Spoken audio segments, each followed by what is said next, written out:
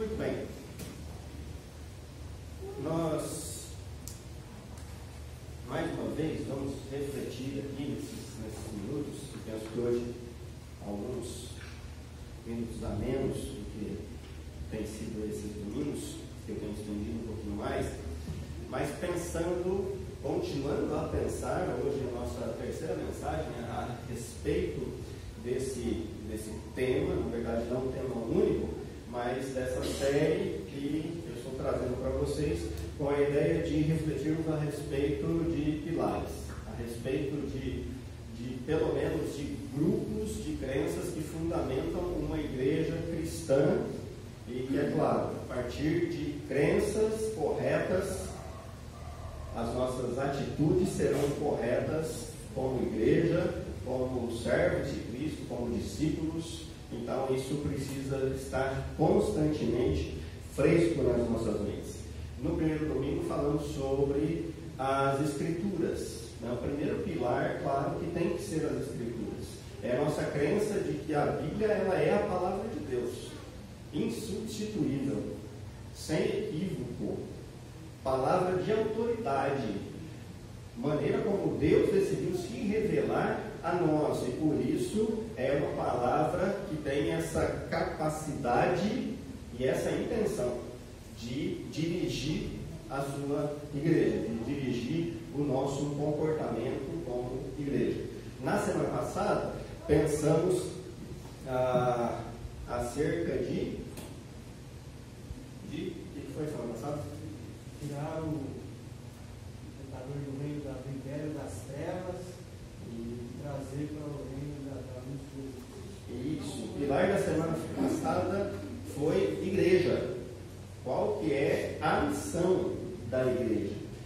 A missão da igreja não são as práticas da igreja, mas a missão da igreja é adorar a Deus. E aí, é claro, você adora a Deus através das práticas. E aí nós temos as atividades, os ministérios e tudo aquilo que estiver ao nosso alcance, mas qualquer que seja a ação da igreja, a motivação da igreja tem que ser adorar a Deus. A igreja foi criada para isso. Isso também não pode ser esquecido por nós. Isso não pode ser, de maneira alguma, colocado em segundo plano. E aí, então, quando nós pensamos, nós entendemos que adorar a Deus é um pilar que não pode ser retirado, não pode ser, de alguma forma, deixado para trás, ou colocado de lado, ou desvalorizado no nosso meio. Então, pensamos em como fazer isso. Hoje eu quero pensar com vocês a respeito de um pilar chamado serviço. Porque tudo que nós fazemos dentro do nosso meio, não somente pensando no nosso meio como igreja, mas pensando no meio de uma maneira muito mais ampla em relação ao reino de Deus, é serviço. Poderíamos usar uma outra palavra aqui, poderíamos falar sobre mordomia.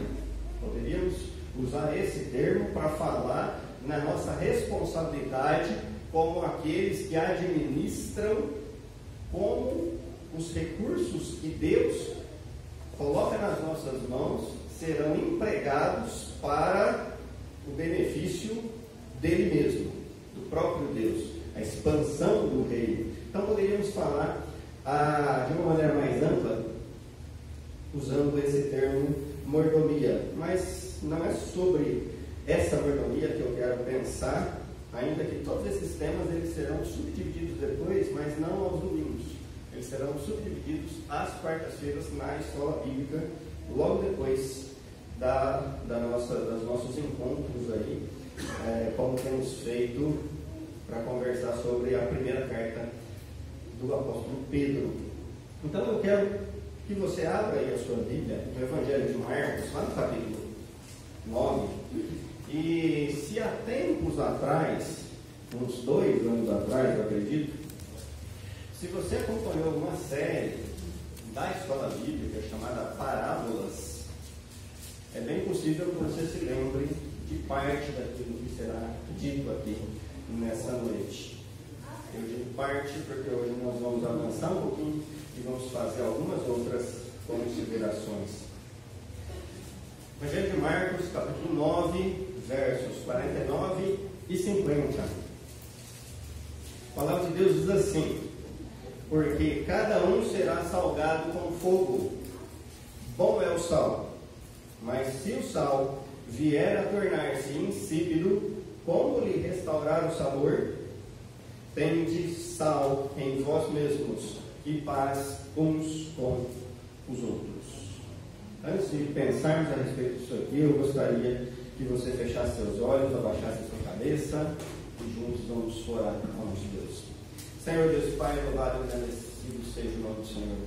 Eu te agradeço, ó Deus, pelo privilégio de estarmos aqui reunidos, oferecendo esse culto de adoração ao Senhor. Pelo privilégio que temos de ter a Tua palavra diante de nós. Pelo privilégio de termos o Teu Santo Espírito habitando em nós, que ilumina o nosso entendimento para que possamos reconhecer a Tua voz através da Tua palavra. Obrigado por isso, ó Pai.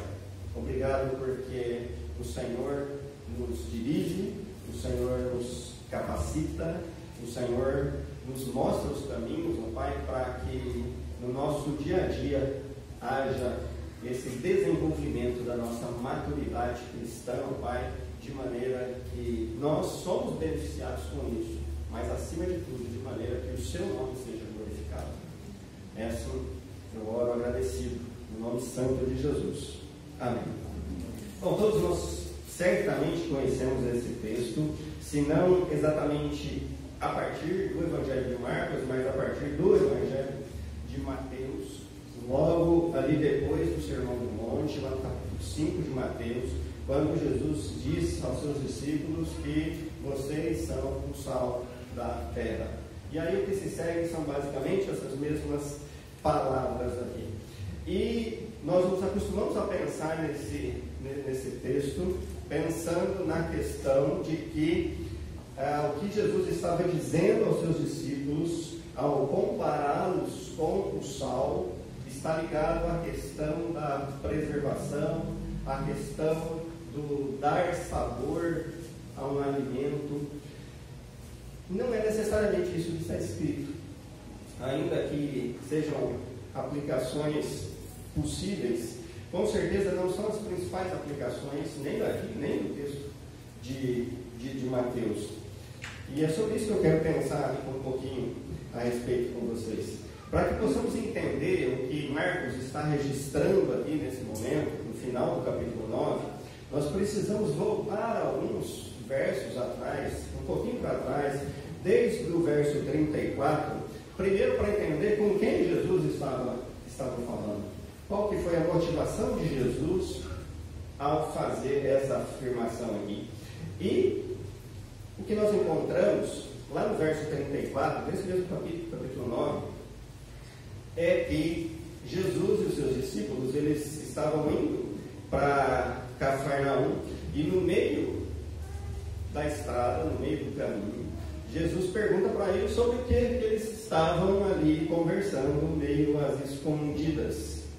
E então no verso 34 nós vemos assim: mas eles guardavam silêncio, porque pelo caminho haviam discutido entre si sobre qual deles era o maior.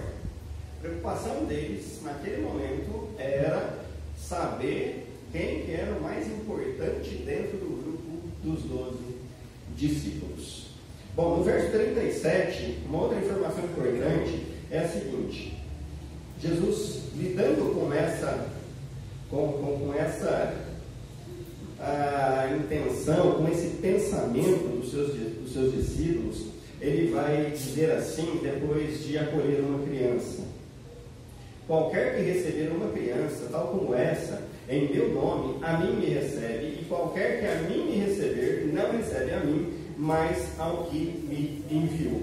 Olha, Jesus, para lidar com aquele incômodo dos discípulos a respeito de quem era mais importante, Jesus pede que seja trazido uma criança. Jesus acolhe essa criança, a pega nos braços, e então ele explica isso para os seus discípulos. E o que Jesus estava fazendo é que, olha, entenda uma coisa: qualquer um que fizer um gesto tão simples quanto esse, que aparentemente parece ser um gesto insignificante, desde que isso seja feito em meu nome, já é importante.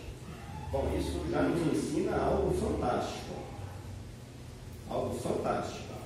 Não existem grandes obras ou pequenas obras dentro do reino. Existem obras com a motivação correta e obras com a motivação errada. Tudo aquilo que é feito em nome de Jesus, para a glória de Jesus, são grandes obras.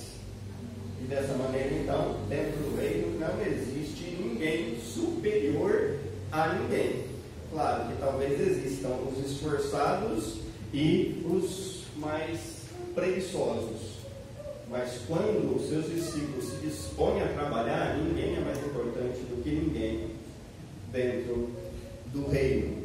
Bom, verso 38, aqui João, o apóstolo João, relata que tinha visto um homem que estava fazendo alguns exorcismos, expulsando alguns demônios, mas ele não fazia parte da patotinha ali, não fazia parte dos 12, e João estufa o peito e com todo um ar de arrogância conta isso para Jesus e fala: mas não precisa ficar preocupado não, nós temos um posta nele e fala assim: ó, você está proibido de expulsar os demônios, porque você não é um dos nossos. Olha só, o que eu estou destacando aqui são as intenções dos corações dos discípulos. E isso precisa ficar bem claro para a gente entender o que é que Jesus está dizendo lá nos versos 49 e 50, que foram os versos que nós lemos aqui no início. Jesus, então, no verso 40 e 41, no 41 e 42, mais uma vez, ele vai usar uma atitude extremamente simples, que talvez passe desapercebida pela maioria das pessoas, ao dizer assim: porquanto aquele que vos der de beber um copo de água em meu nome, porventura, porque sois de Cristo, em verdade vos digo que de modo algum perderá o seu galardão. Olha, Jesus, mas ele não faz parte dos nossos. Não importa. Olha, Jesus, mas ele não fez nada demais. Ele simplesmente pegou um copo de água e ofereceu para alguém que com sede precisava de um copo de água. Exatamente. Se ele fez isso, que parece ser algo insignificante, se ele fez isso com a motivação correta, saiba que isso não passa desapercebido aos olhos de Deus e ele será recompensado por isso. E Jesus está constantemente confrontando aqui uma soberba que está brotando no coração dos seus discípulos. Verso 43, 45, 47. Jesus vai lidar então agora com aquilo que um discípulo pode fazer de maneira que o seu processo de santificação seja atrapalhado. Como reagir a esse processo? Verso 43, ele vai dizer assim: olha, se a tua mão te faz tropeçar, corta fora. Verso 45, se o teu pé te faz tropeçar, corta fora. Verso 47, se um dos teus olhos te faz tropeçar, arranca fora. Bom, acho que já ficou muito claro aqui que o que Jesus está dizendo é: se existem motivações no seu coração que te levam a pecar, não pense duas vezes. Corte o mal pela raiz. Corte o mal pela raiz.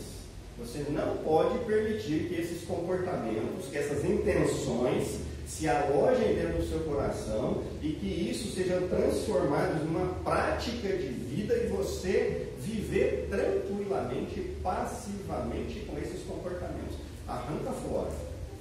Jesus, mas é difícil. Ora, é melhor entrar no reino dos céus faltando um olho do que não entrar. É melhor entrar pulando uma perna só do que não entrar. É melhor entrar com uma mão só do que não entrar. É melhor sentir a dor de abandonar talvez um vício ou qualquer coisa que de alguma forma nos traga prazer, mas que deve ser abandonado, porque isso é pecado, isso é contrário à vontade de Deus para as nossas vidas, do que ser repreendido por esse Deus. Isso não é brincadeira. Isso não é brincadeira. Santidade é um negócio sério. Santidade é um assunto extremamente sério. E então, depois de dizer isso, aos seus discípulos, está Jesus e os discípulos. Jesus não está falando dos fariseus, Jesus não está falando dos falsos religiosos, Jesus está falando com os seus. Então, Jesus vai dizer assim, porque cada um, Jesus não está dizendo assim, porque cada um, Jesus está dizendo assim, porque cada um de vocês, cada um de vocês será salgado com fogo. O sal é bom, mas se o sal vier a tornar-se insípido, sem qualidade de sal, como que pode ter essa característica, essa qualidade restaurada? Tem de sal em vós mesmos e paz uns com os outros. Já entendeu por que paz uns com os outros, né? Porque a conversa do caminho, quando ia para Cafarnaum, era: quem é mais importante entre nós?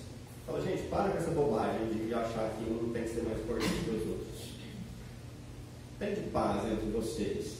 Para com essa conversa infantil, com essa briguinha de quem é melhor que quem senta do lado direito de quem busca água para o pastor, quem não busca. Hoje ninguém buscou. Então, o mal que está lá atrás. Essa era a deixa para você pegar, André. Não entendeu para deixar. Então, depois que nós entendemos esse quadro aqui, em que momento Jesus insere essa comparação, é a partir daqui que eu quero pensar sobre dois elementos que nós... Obrigado. Carol. Sobre dois elementos que nós não podemos perder de vista na nossa caminhada cristã. Bom, o primeiro é o foco na finalidade. Foco na finalidade. Para que existimos? Para quem existimos? Para quem fomos salvos? Por que somos mantidos vivos depois de sermos salvos? Bom, levar para o céu sem a salvação não ia dar certo. Tinha que ter salvação, mas para que continuar aqui vivo depois de ser salvo? Então, tanto trabalho, né? A gente é salvo, depois faz um monte de coisa que desagrada a Deus. Seria melhor ser salvo e arrebatado. Pessoal da história. Não gera desgosto, pelo menos. Mas por que a gente permanece?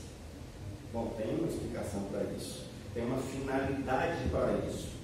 E aí Jesus, se utilizando de um elemento comum de conhecimento de todos, porque é assim que as parábolas são, né? A parábola é uma história contada a partir de uma realidade que os ouvintes entendem aquela realidade, e ao ouvirem aquela história, eles comparam com a história das suas vidas, e por isso se chama parábola, porque parábola é comparação, a palavra significa isso, e ao comparar, eles vão entender: opa, ele está falando isso da gente, ele está falando isso para a gente.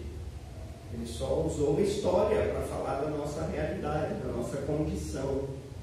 E aí então, Jesus, se utilizando desse recurso, ele vai falar do sal. E aí é óbvio, né, gente? O sal serve para quê? Ora, o sal serve para salgar. Acho que Ninguém duvida disso, que o sal serve para salgar. Acontece que qual que é a medida de utilização desse sal? É muito sal? É pouco sal? Não existe regra em relação a isso. Você pode colocar pouco sal na comida e achar que está uma delícia. Você pode colocar muito sal na comida e todo mundo detestar, mas você achar que é uma delícia. Cada um é cada um vai ter a sua pitada de sal. Cada um escolhe isso de acordo com a sua própria vontade, mas é fato que o sal existe para realçar o sabor de um alimento. Isso ninguém duvida, isso não se discute. Mas é dito que naquela época, ali na Palestina, havia vários tipos de sal. E o sal mais comum era um sal que era misturado com uma espécie de pó, de gesso, que fazia com que esse sal, com o passar do tempo, ele perdesse as suas propriedades. E o sal deixava de ser sal. O sal perdia a qualidade de sal. Bom, é a partir dessa informação que os discípulos certamente conheciam, porque viviam ali, é que Jesus vai dizer assim: olha, o sal é ótimo. Agora, se o sal perder a capacidade ou a característica que o faz sal, para que serve? Para que serve? Perdeu-se. Não tem como recuperar mais. O que Jesus estava dizendo para os seus discípulos é: olha, prestem atenção numa coisa. Vocês não podem perder de vista, deixar escapar o foco da finalidade de vocês. O foco da finalidade de vocês. Eu estou percebendo que vocês estão perdendo foco. Vocês estão aí discutindo quem é melhor que quem. Vocês estão achando que porque vocês 12 andam comigo, vocês são melhores do que os que não andam comigo. Vocês estão achando que só vocês podem expulsar demônios, que mais ninguém pode fazer isso na face dessa terra. Vocês estão se tornando pessoas arrogantes porque vocês estão perdendo a compreensão da finalidade de vocês. Eu não estou treinando um grupo para que esse grupo seja superior aos meus outros discípulos, porque tinha uma multidão que andava atrás de Jesus. Esqueçam isso. Aqui ninguém é maior que ninguém. Aqui todo mundo é importante igual. Gente, quando eu penso a respeito disso, dessa necessidade, dessa vigilância de não perdermos o foco, o nosso foco, da nossa utilidade, da nossa finalidade, a primeira coisa que me vem à mente, então, é que nós temos que ter uma constante vigilância no exercício dos nossos dons. Ora, se nós cremos, e cremos nisso porque a palavra de Deus afirma isso, que nós como crentes recebemos dons espirituais dados por Deus através do Espírito Santo, de acordo com a vontade dele para a edificação do corpo de Cristo. Isso quer dizer que eu recebi um dom espiritual que Deus me deu para que eu, ao exercer esse dom espiritual no meio do corpo de Cristo, o corpo seja edificado. Ok? E isso vale para você. Isso vale para você, vale para você, vale para você, vale para todos os crentes em Cristo Jesus. Sem exceção. Sem exceção. O que nós então temos que pensar seriamente é se nós recebemos uma característica particular, que é esse dom espiritual, mas não focamos nisso e permitimos que esse foco na finalidade seja engolido por outras motivações nossas, outras motivações do nosso coração, nós deixamos de sermos sal. Nós deixamos de ser úteis dentro do reino. Nós deixamos de trabalhar para o desenvolvimento do reino, para a edificação do corpo. Percebe isso? Percebe isso? O sal foi criado para uma finalidade específica. Se ele não cumpre a finalidade, ele não serve. Nós recebemos dons espirituais com finalidades específicas. Se nós não utilizamos esses dons, nós estamos trabalhando contra o reino de Deus. E quando eu digo que essa reflexão é extremamente séria, é porque a maioria dos crentes em Cristo, nem ao menos, se preocupam em saber qual é o dom espiritual que recebeu de Deus para a edificação do corpo. Qual é o seu dom? Qual é a sua finalidade dentro do corpo? Semana passada, e constantemente a gente recorre a esse texto, a Bíblia, uma das figuras que a Bíblia usa para falar da igreja é a de corpo. E o corpo é a junção dos membros. Ora, a pergunta pode ser assim também. Que membro você é? Que parte do corpo você é? Porque não existe parte do corpo que não tenha uma finalidade. Não existe uma parte que pode simplesmente ficar lá sem função nenhuma, acreditando que isso não interfere no funcionamento do restante do corpo.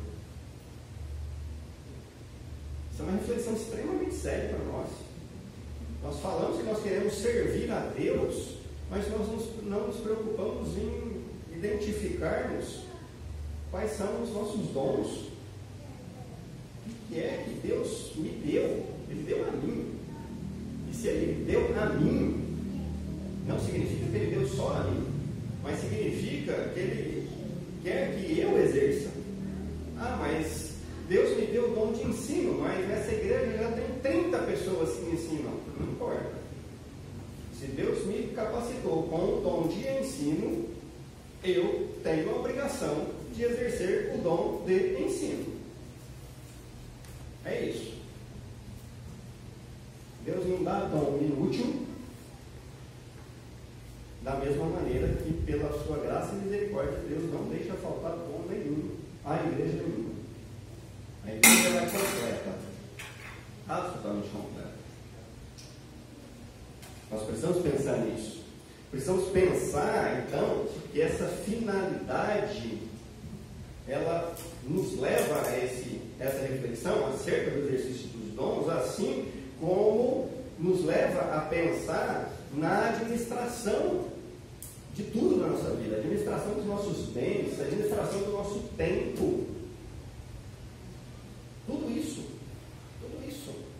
Porque se nós somos mordomos, se nós somos os cuidadores, os administradores daquilo que Deus colocou na nossa mão, nós temos que nos preocuparmos como fazemos isso, porque um dia nós prestaremos conta disso. Como? O que fazemos? O que fazemos com o nosso tempo? Paulo, ao escrever a sua carta aos Efésios, lá no capítulo 5, ele vai dizer que é necessário remir o tempo. Ele vai dizer que é necessário aproveitar a oportunidade. A ideia de remir o tempo é a ideia de aproveitar a oportunidade. Como nós aproveitamos a oportunidade? Como nós aproveitamos o nosso dia a dia de maneira que Deus seja adorado? Como nós aproveitamos aquilo que Deus tem nos concedido? Os nossos recursos financeiros, a nossa capacidade intelectual, as nossas habilidades, aquilo que a gente consegue aprender fazendo um cursinho qualquer, os dons espirituais que Deus concedeu a cada um de nós, como que nós administramos tudo isso? Agora, nós precisamos pensar a respeito disso. Se queremos servir, tem que servir da maneira correta. Tem que servir do jeito certo. Não é servir de qualquer jeito e de de qualquer jeito é o meu jeito. De qualquer jeito é o meu. Porque o jeito certo de servir é o jeito dele. É fazendo aquilo que ele diz que é certo. E ponto final. Nossa discussão em relação a isso acaba aí. A gente abre uma outra para entender como fazer. Mas essa discussão acaba aí. Nós precisamos pensar a respeito disso. E como que isso é valioso para nós. Como que é valioso. Eu não sei quanto a você. E eu, sem falsa modéstia, eu não passei por isso não. Mas talvez você tenha passado, mas se você não passou, você vai se lembrar de um amiguinho seu que passava. Você ia jogar bola, ou se fosse na educação física, e dois iam lá e separar os times. Aí vem você. Ficava um. Começava a gerar aquela tensão, né? Assim, pô, mas escolhe todo mundo. Vai jogar bola, escolheu o cara com a perna quebrada, ele não escolheu, eu estou aqui ainda. E começa a ficar aquele negócio tenso.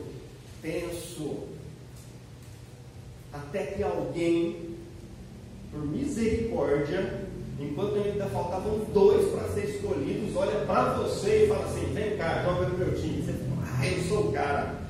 Eu não fui o último, porque o último não é escolhido, né? Óbvio, né? Só tinha ele. Não tinha como escolher. Foi empurrado. Vem você para cá, e você vai para lá.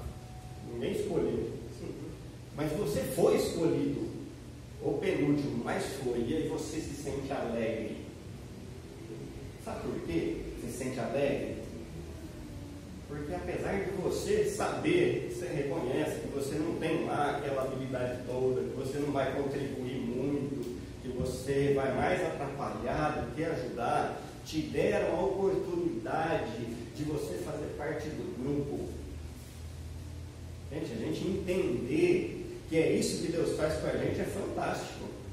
Deus não olha para nós e fala assim: vem você participar do meu time de discípulos. E aí você, eu sou bom. Não, a gente está tudo lá no final da fila. Deus olha e vê um monte de gente, tudo perna de pau. Fala assim: vem você, vem participar de um negócio grande. Eu te capacito, eu ando junto, eu ensino. Vamos lá. A única coisa que eu quero de você é que você leve o negócio a sério. Se você fizer a sua parte, pode deixar que o resto cuido eu. É isso. Entender esse serviço é fantástico. É um privilégio para nós. Um privilégio para nós sermos trazidos para esse time, né? Sermos participantes desse grupo de discípulos.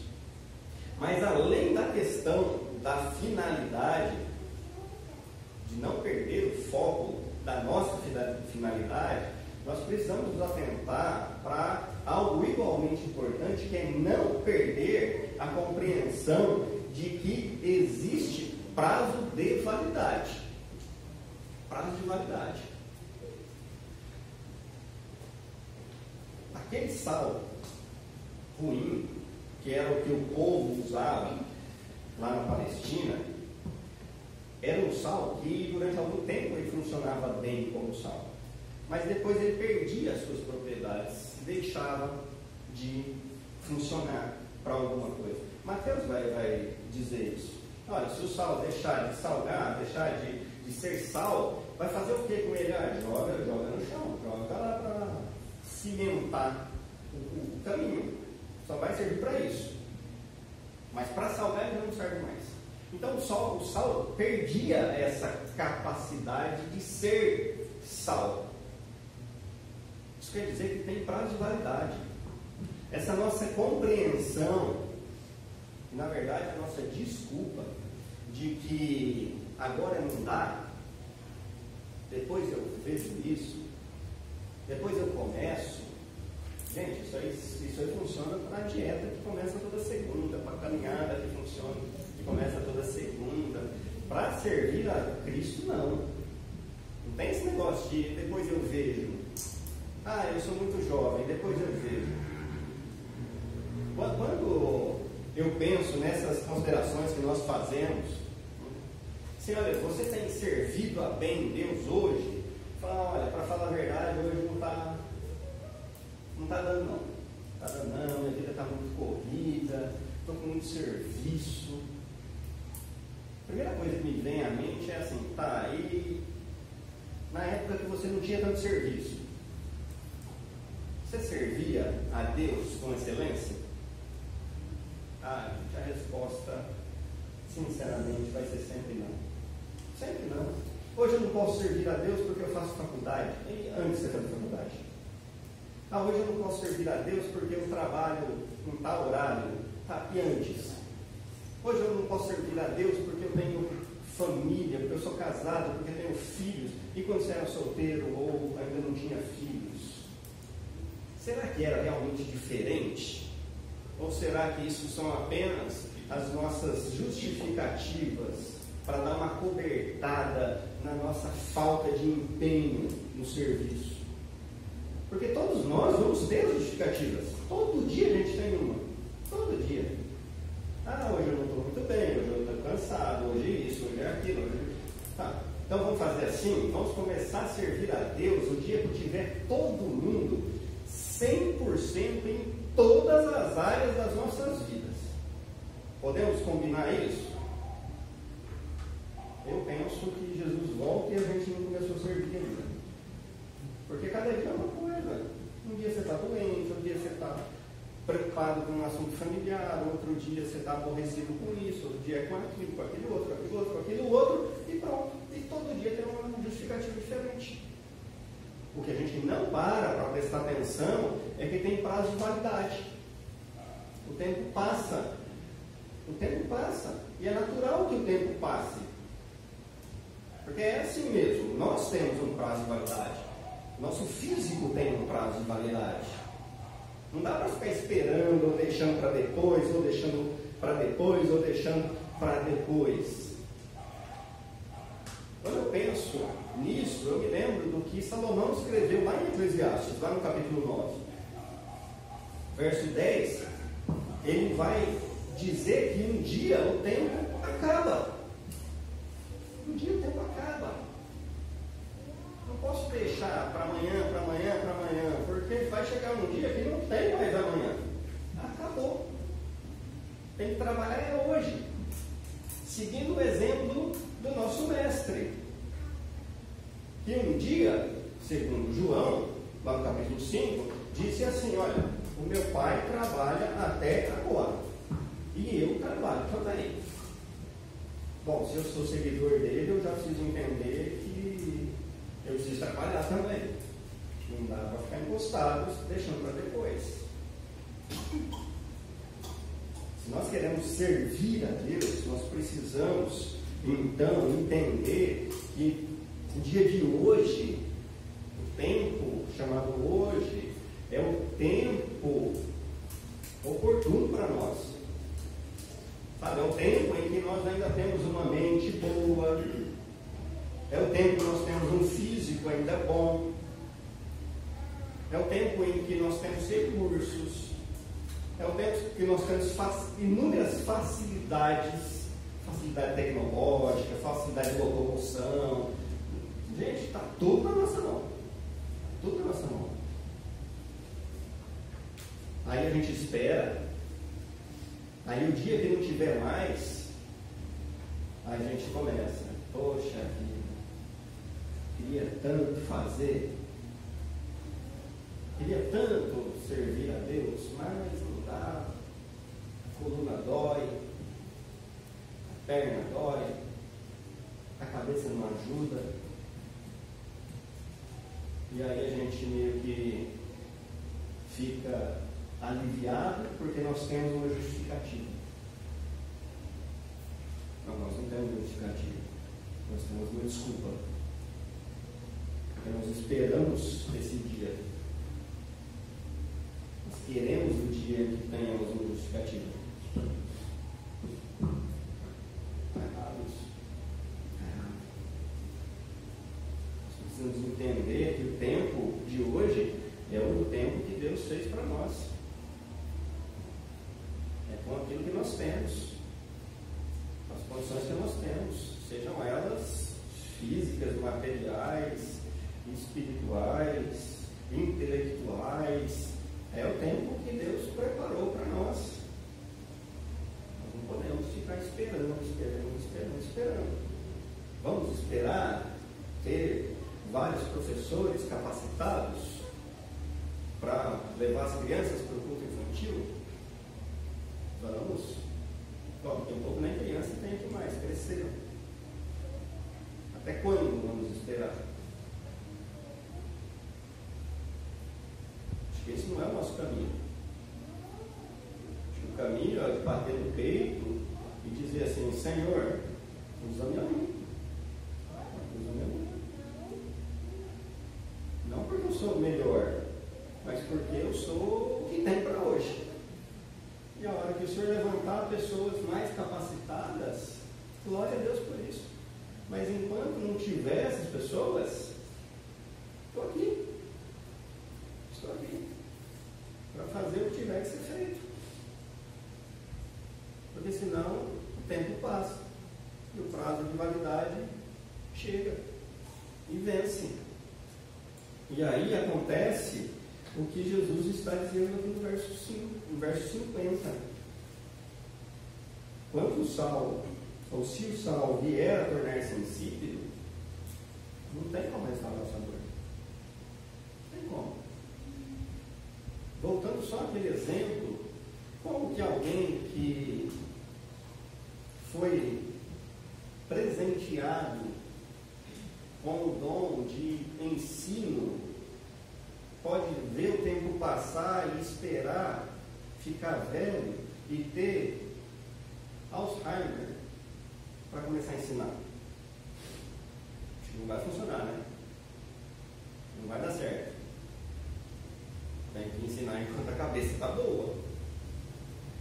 Como que alguém que foi agraciado, presenteado com o dom de misericórdia, que envolve, exige essa questão de presença, vai esperar estar numa cama dentro de casa, sem poder se locomover para exercer a misericórdia?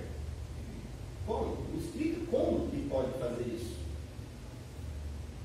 Como que vai ser? Não vai dar mais. Não vai dar mais.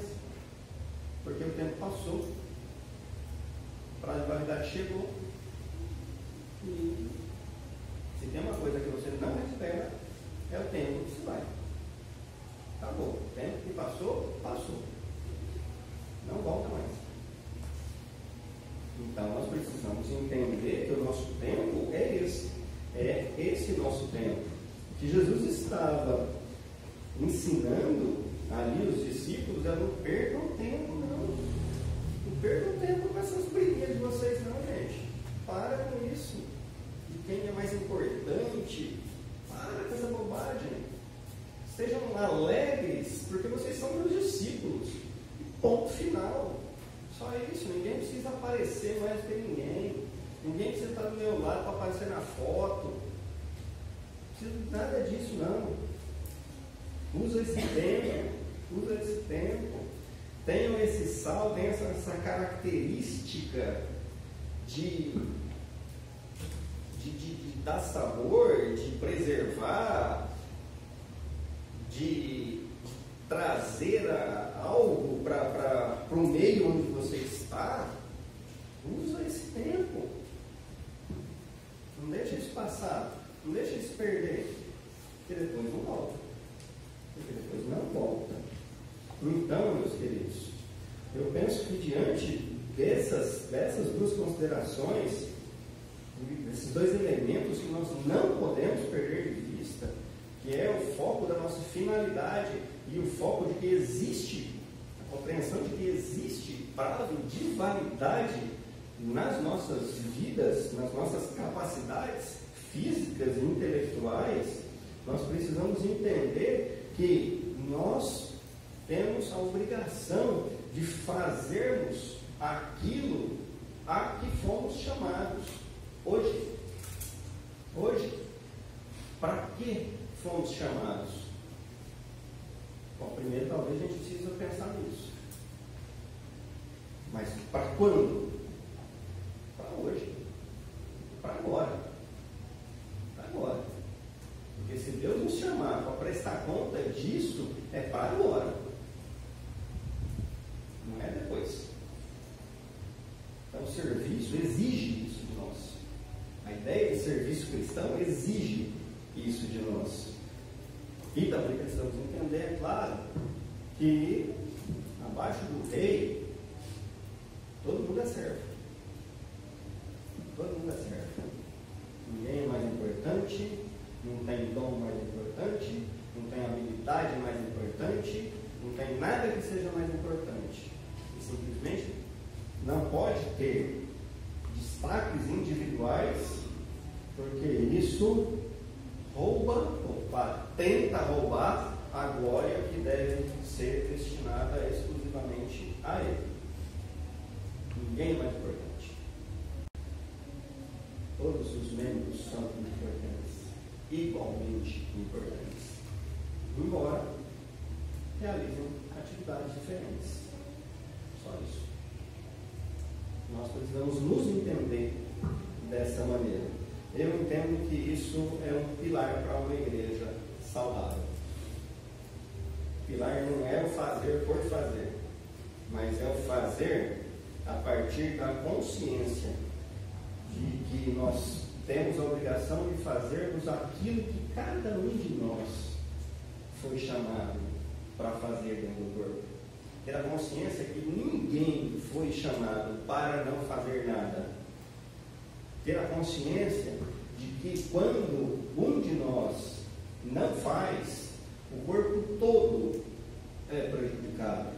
Ter a consciência de que esse serviço, se não começou ainda, porque deveria ter começado a partir da sua conversão, precisa começar hoje e não deixar para amanhã, porque amanhã você vai deixar para depois de amanhã, e assim vai. Nós precisamos realmente nos colocarmos então dessa maneira diante do nosso Deus e servirmos a Deus dessa maneira, para a honra e glória do seu nome, para a edificação da igreja, que é o corpo de Cristo. Que Deus nos ajude